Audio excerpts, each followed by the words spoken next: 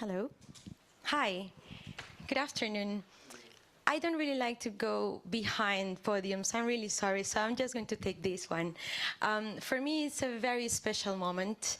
I work on technology policy for the past 13 years, and most of the time, the tables are mainly men. We are living in a technology era that is dominated, but there is a movement for a while that Dr. Alessandra Sala built, which is called Women in AI. And at Globethics, we are honored to be hosting the launch of the Switzerland chapter. So without further ado, please allow me to introduce Ms. Hala Hibri.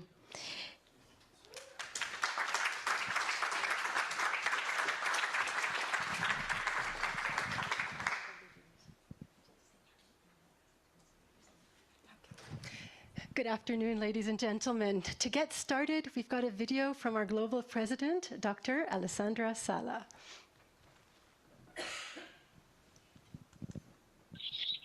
Distinguished participants, esteemed colleagues, ladies and gentlemen, I regret I cannot be with you in person today to address one of the defining issues of our time, an issue vital to our nation's stability, our citizen prosperity, and our economic growth. Artificial intelligence is a transformative force that can reshape the course of humanity. Today, we must learn how to harness its potential while effectively containing its risks. I've chosen the artwork of Danielle Beloy to boldly spotlight the need to tackle gender and racial inequality, calling for action to lift up marginalized community and ensure no one is left behind. Today, I have the privilege to entertain the discussion, an important discussion about the future we want to give to our kids, what we want humanity to be, what we want our planet to look like, and how we imagine the life of our future generation. While AI offers the potential to propel us into the future, it also carries an unprecedented concentration of social and power tension within a single technology, making it one of the most challenging ones of our time. The convergence of various dimensions of power and social division, all concentrated within one single technology, AI, create a unique challenge. As AI continues to evolve, it carries the potential to either bridge or deepen the social and cultural divide. Men versus women, the Western world versus all the other culture, innovation versus nature, the real versus fake, work and unemployment, profit versus ethics, or defense versus conflict. Based on the World Economic Forum latest report, the tech industry still deeply lacks diversity. We have seen that women participation is extremely low, and gender stereotypes continue to limit women opportunity in leadership position and in general in the tech world.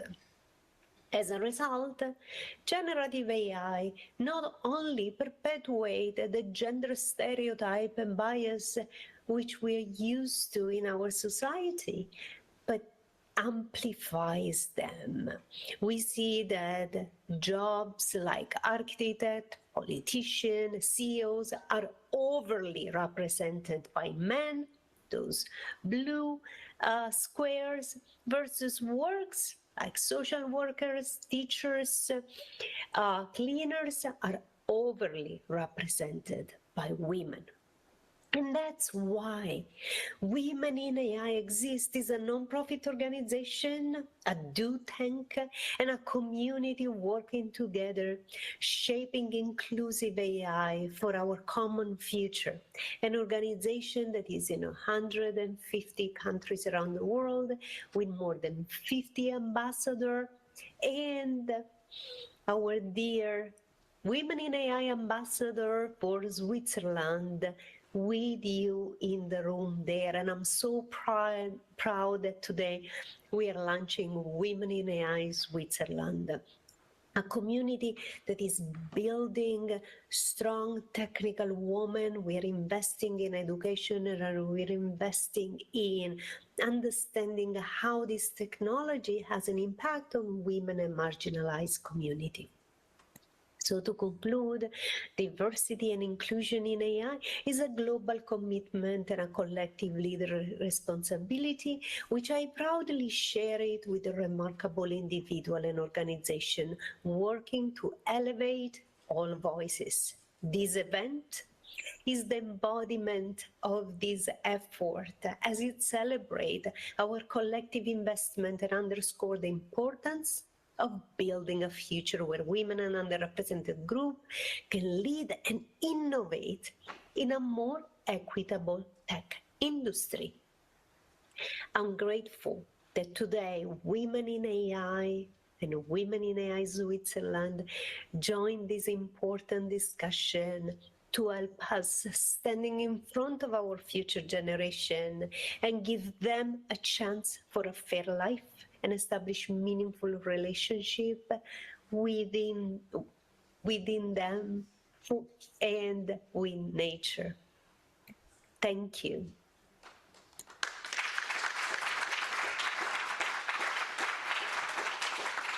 And everyone, please, a big round of applause for our partners, Fadi, Paola, Alison, Josie, and the Globethics team.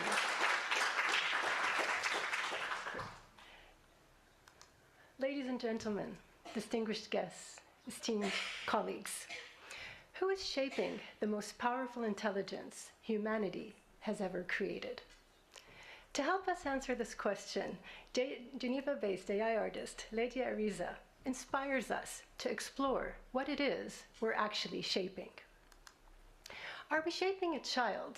After all, AI is a young technology, brilliant, full of potential, and yes, it even makes things up. But as Forbes warns us in this article, we must become very mindful of our metaphors with AI, because with an intelligence so powerful, it might shape what it will become.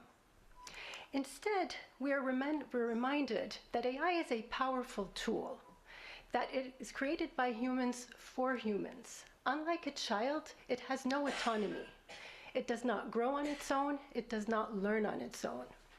It only learns because we power it, we build it, we train it, we shape it. Everything it learns is from us humans.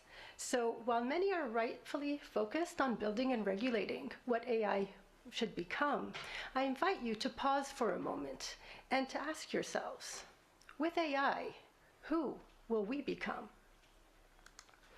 According to Geoffrey Hinton, one of the godfathers of AI, we could become toast. Now, unless we embed the technology with motherly instincts to preserve us all. This is a deeply profound, even existential message about how we should be shaping AI. But apocalyptic scenarios aside, to answer the question of who we must become with AI, let us take an example of how humanity has shaped a powerful tool before. Let's take fire. It can illuminate or it can burn. It's not all good and it's not all bad. It all depends on how we use and manage it. So I did a simple experiment. I went to DALL-E, the image generator, and asked it for an image of a CEO delivering a presentation to a boardroom. The results, okay, let's look closely.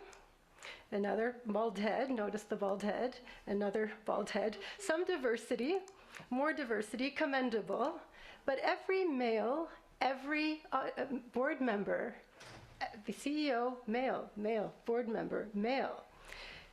And it wasn't just my experiment that showed this.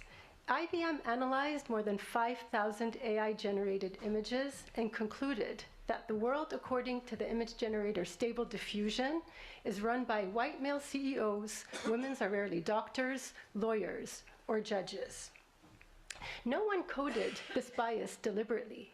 AI learned it from us, from the databases we uploaded, from the millions of images on which it was trained. That's when it became clear to me.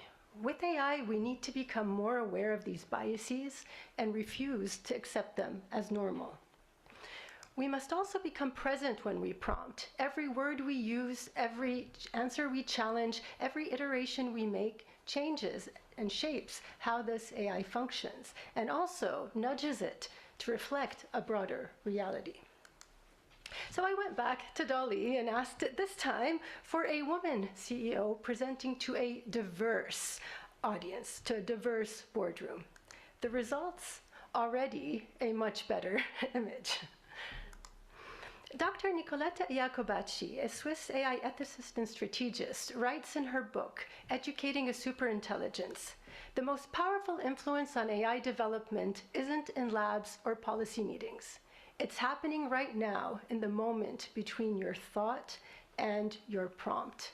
She opens our eyes to the fact that the billions of interactions we have daily with AI are shaping what it becomes. It's teaching it, it's educating it about humans and humanity.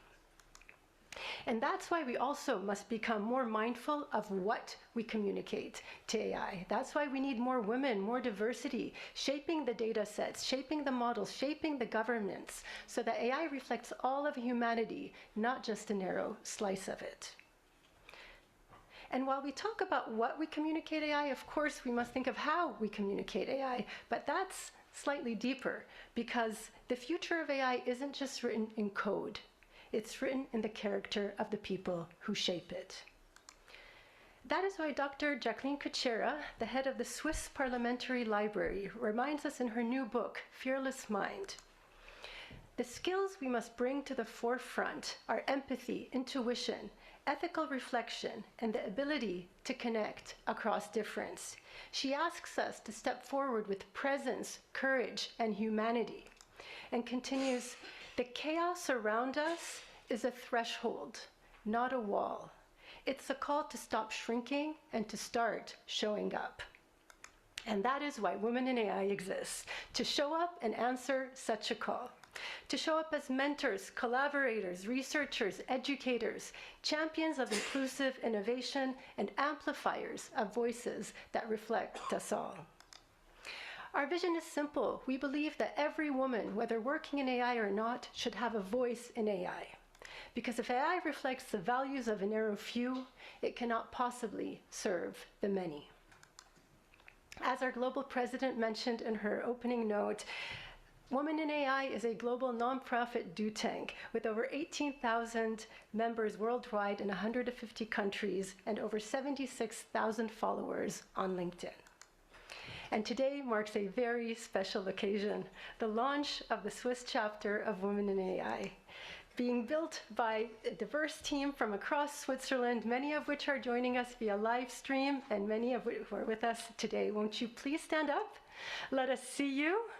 Everyone, would you please give them a big round of applause?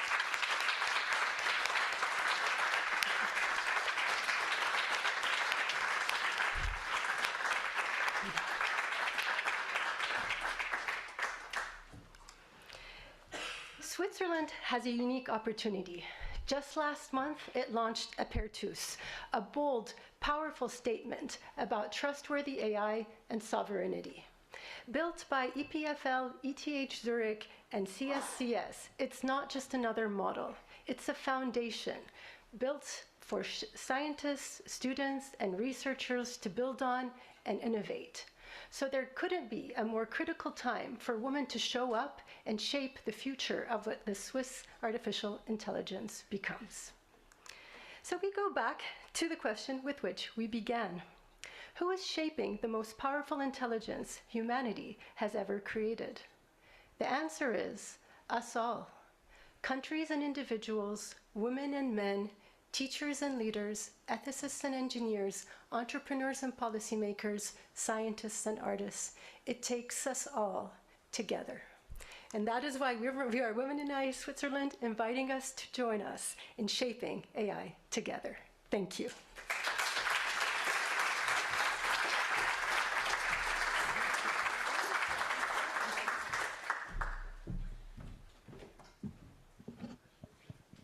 Well, that was remarkable. Thank you so much, Hala. And I think we may all stick to one message that Hala kindly shared with us. Artificial intelligence is still shaping. We cannot be pessimistic. I mean, I know we've been talking about AI risk and harms and how to prevent them, but we just cannot afford to be not to be tech optimists. The technology is here, and who is shaping it? It depends on us, and we want to be all together. Women is such an important group.